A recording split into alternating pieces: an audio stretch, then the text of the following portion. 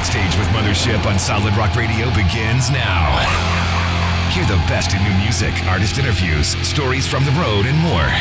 You are now backstage, and here's your host, Mothership.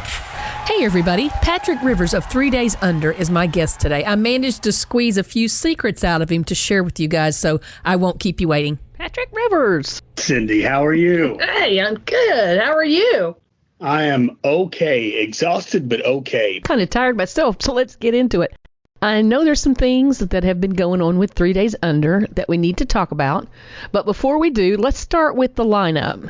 We have you, Patrick Rivers, on vocals, Jamie Adams on bass. You have Robin Smith on guitar. Now, you had a touring drummer. Do you have a full-time drummer now?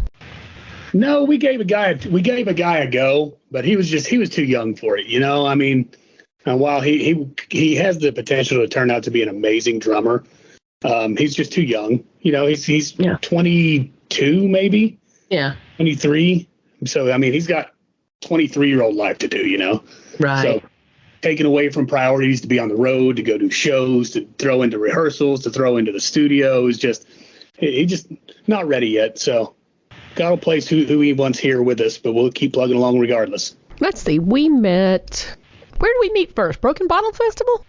Well, we had met before at KCF 2 years ago. That's right, because at KCF, I wasn't really familiar with the band yet. Yeah, we had met there, and then we got to actually hang out at Broken Bottle. Okay, now I remember, because I remember in the interview we talked about you tasting my pudding at KCF. Right. Okay. I heard about the pudding. Okay, so KCF, but then we did an interview in November of 2022, the night of your Bring Out the Dead live stream where you premiered it. Y'all were still in makeup. Yeah. We did the interview, and then I got to see you at Broken Bottle, which was awesome. I really enjoyed your set. Thank you. Y'all put a lot into that with the little outfits and everything. And the Oh, that's such a botched intro, and I'm so embarrassed. We were on our way back from Montana, and we were driving us straight through from like Crown of Thorns Music Festival or something. And Jamie and we decided we're not stopping. We're going straight to the house, and it's 24 hours one way from Montana to home. And so it's like halfway through the drive there, we were like, listen, Broken Bottle, we're going to be there. Let's do something freaking crazy just to mess with Chaotic.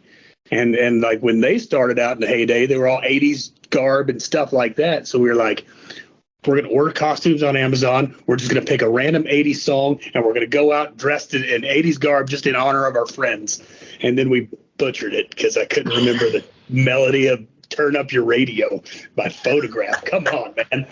Come on. I think I got spooked. I think Travis was down there looking at me all, him and Logan, expected something big, and I dropped the ball. It was fine, and y'all did a great job. It was great to meet you and get to talk to you a little bit more, and then feed you some more pudding. Yes, ma'am. Greatest banana pudding. You and my sister, like every year before Christmas, I'll find a random banana pudding recipe and send it to her just so she'll make it. And whether I eat it or not, I just do it I think it's just out of brotherly spite. But this year I sent her a banana pudding cheesecake recipe. Mm. Oh, my Lord, Cindy. Sounds good. It was amazing. And then I didn't get any more because she took the rest of it with her, scumbag. Well, that's what happens when you play. Absolutely. Yeah. All right, so now you had to catch me up. Since Broken Bottle Festival, what's been going on? I've been seeing some things on social media. There was a little pause, a little step down. Tell us a little bit about that first. Well, it came to a point like when we were kind of winding down from last year, where I started having issues here at home, family issues between the wife and the kids and myself. And we've got a standing rule in the band that if you're not fit for ministry in your own home or off the stage, then you are never fit for ministry on the stage in front of anybody. You got to be a Christ-centered leader at your home before anywhere else. And so it came to my attention that I'd be out on the road and I would pour into all these strangers. And my wife, when we would do local shows, she would come and she would see me pour into these strangers from the stage and then come home and they wouldn't get that here. And so she literally packed up the kids and she left, and they were gone for about 3 weeks. And so I just started reviewing everything over and over. And I knew the day that she left, I'm like, listen, I can't go minister. I'm not fit for any of this. And so through a lot of prayer and a lot of struggle and a lot of tears and a lot of questions, all this came to my attention that I wasn't giving her the same stuff or giving my kids the same Jesus that I'm giving people out on the road. And so we found a nice Christian counselor, and sitting down with them, we realized that both of us were the issue. It wasn't all one-sided, but and we really came through it, and it opened our eyes to a lot of things. And honestly, what I've learned from this is being obedient and understand and truly accepting where you fall short is the quickest path out of your mess. Instead of wallowing in it and pointing fingers and pointing the blame, just is that internal look saying, man, I'm screwed up here and I'm screwed up here. God, help me fix it. God, give me the strength. Because I told God straight up, I was like, listen, if this is it, then let it be it. If it's over for the band, then let it be over and let it be done. Just let me get me right. That way I can be right for anybody else who's around me, especially the ones that you put in my direct care 24 hours a day, 7 days a week. So that's why the pause, and honestly, the relatively short one. And I'm thankful for the short pause. Patrick, that's really awesome. You know, it's one thing to recognize that you have an issue that needs to be addressed, but to actually act on it immediately like that really says something about you and your wife. So that's awesome that you guys were able to work that out. However, something that affects a single member of a band is going to impact the entire band in some way. So how did you handle that, and how did they take the news you wanted to step down and work on things? They were confused at first because honestly, I didn't have any discussion with them before I did the Facebook Live thing. And the reason that I went to Facebook Live again, because the guys and I discussed, we are probably the most transparent band in our genre. As far as open books goes, because things aren't always sunshine and rainbows. Just because you have a platform or a quote unquote ministry doesn't mean things don't go wrong and things don't hurt. And it doesn't mean that you don't fall short in your own life. So even though I hadn't discussed with them before I went live, they were very understanding, very supportive. And they had my back the whole time through. I hear like these bands, we're family, we're brothers, and then they break up and they never talk again. I guarantee you, if that was the end of 3 Days Under, me and the guys would still periodically or weekly hang out, just because that's just who we are for each other. Yeah. I'm glad to see that they were also very supportive too. That's amazing. Yeah, actually, Robin, he came over a couple of times because it was just me in the house. I took a lot of time off work during those periods, and so I just sat in my cave and just processed. And Robin, he would come over, and Jamie, he would call and check on me, and just kind of, they just walked through the dirt and the mud and seen me at my lowest, and just even they didn't offer a ton of advice. They were just there to be ears, Mm-hmm. Band of brothers. Absolutely. And I can truly say that. And I love those guys, and I'm truly glad they're in my life. Changing gears here, let's get to some exciting news. You guys dropped a new single on January 1st. What can you tell us about it? Our new single, Shedding Skin, we released. That was actually supposed to be released in October because we always do a Halloween style release. But given everything that we had just discussed and everything that was going on, we postponed it to see where we were going. But turns out it being called Shedding Skin and everything that me and the band were dealing with in October worked out perfectly for a new year, a new us. And so it's definitely a banger. I've heard everything from comparisons from Rob Zombie to so many just random. I mean, you got Manson and Nine Inch Nails. It's like, how in the world did Nine Inch Nails get involved with this single? I don't know, but the comparisons have been flattering, really. Even though I wouldn't put myself in some of those companies, and I know the guys wouldn't.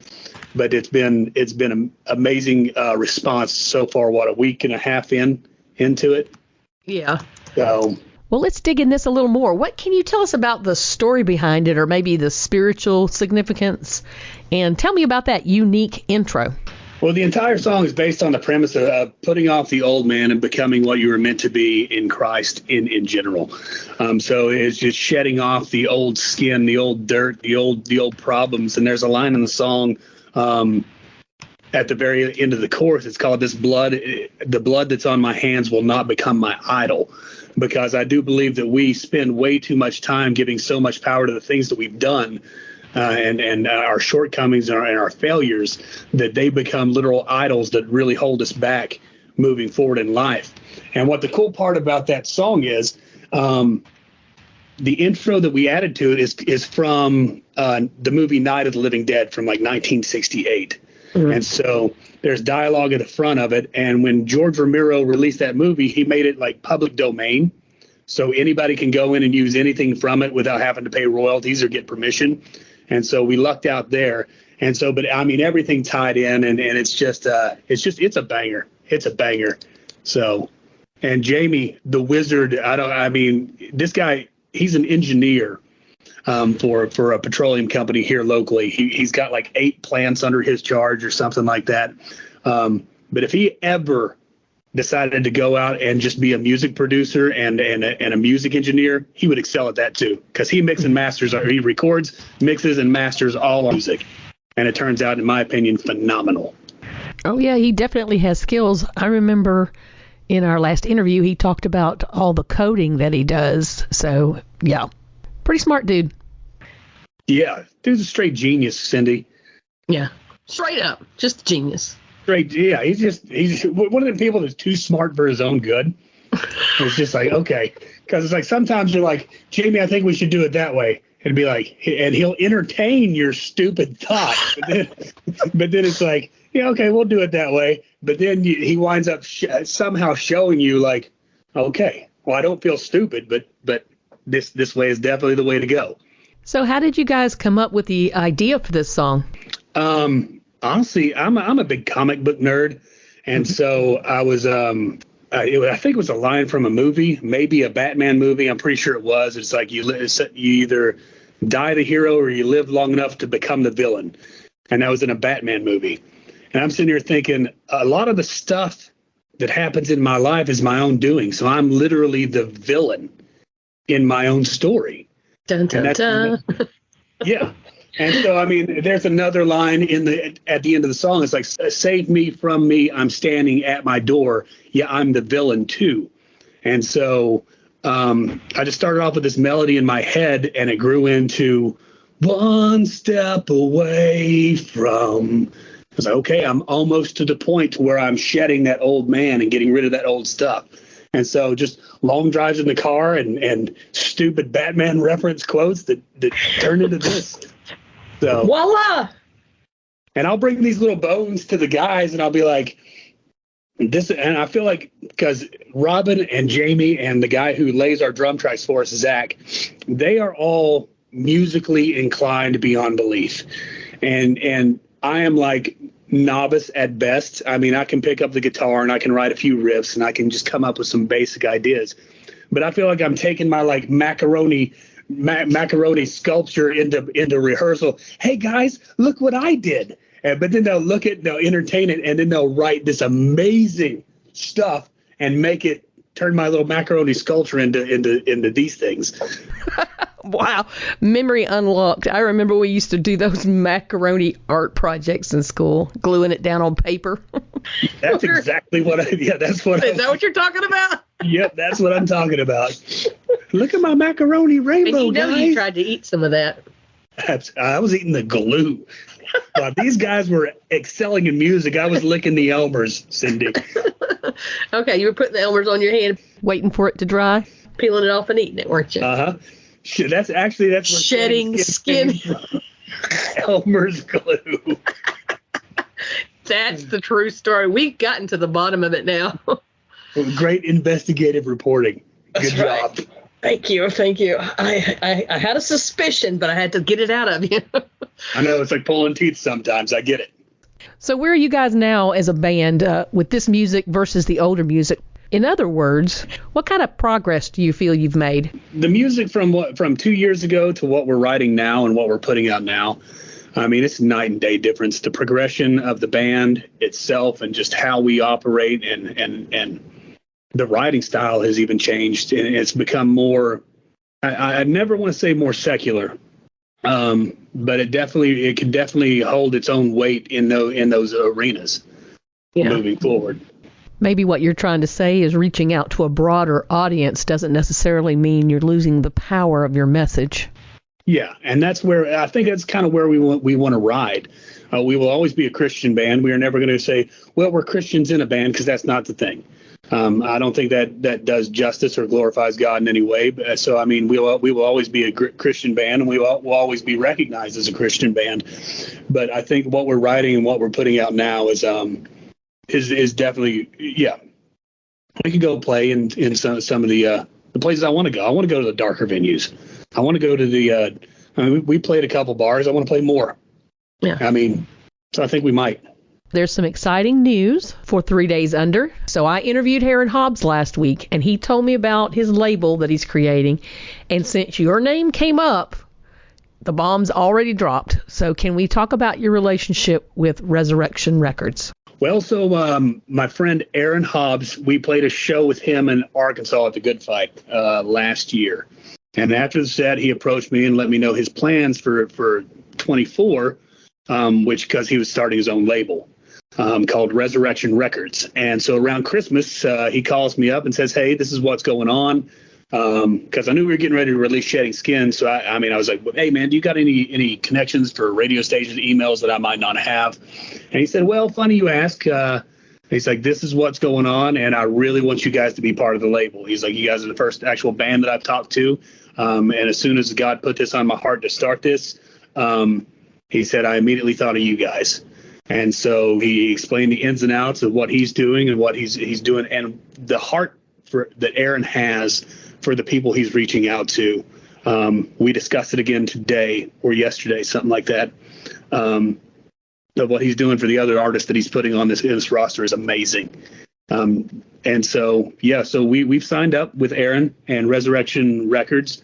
Because personally, I've taken it as far as I can personally, with the knowledge that I have and the connections that I have. And Aaron has much more experience in that field. And so we'll work it together, and what I learn, I'll share with him, and what he learns, he shares with us. It's more of a partnership than it is a label or anything like that. So, but it's good. I mean, it feels good. It's been 7 years, and we finally decided to say, okay, we'll go this direction, see what it can do for us. So Aaron also mentioned Tricord during our interview. Those guys I saw at the Murray Hill Theater in Jacksonville when they opened up for another band I had gone to see. I interviewed them for Backstage with Mothership, found out they were Seventh Day Slumber fans, so I invited them to a house show up in North Georgia to see Seventh Day Slumber and Magdalene Rose. So I've spent some time talking to those guys, really like them a lot. I'm excited for them as well. Have you met them yet? Yeah, actually, I speak with Jermaine about every Saturday. Oh, wow. I love me some Jermaine. What a great guy. Dude, I love getting that guy to laugh. You get that guy to laugh, he's got one of those hysterical laughs that just because he's laughing will make you laugh even harder. Exactly. He's such a jolly guy. Well, I'm glad to see you guys already have some great label mates. Absolutely. And I don't want to spoil anything, but there's another band that I'm really excited about, just because the drummer, he's a former Marine, and I don't know if I'm allowed to say, so I won't. But yeah, well, I mean, if this plays out, what's he going to do? Take my birthday? My boys in Becoming Sons out west there. Yeah. They're label mates as well. Now, I just talked to Roger a little bit ago, and so, I mean, it's like all my friends are in one spot. Mine is a few people I truly hold dearly. But guess what? You can't have the whole world, I don't guess. A lot of exciting things. I'm sure this new label and getting new music and everything going, that's got to give y'all a shot in the arm. Well, again, like back to the obedience thing from October, being obedient. I noticed when we did the transition, we had to be obedient to let a few guys go a couple years ago. And after that obedience, there was a shot in the arm and almost an awakening, and more doors opened after that. And now, once I was obedient with the putting everything down, putting everything out in public, and really working through it. Now, dude, the creativity. We're working on like 5 different songs right now. We plan on having a 10-song album out by the end of the year. And so, I mean, it's that obedience. So, and this comes along with Aaron and the new music.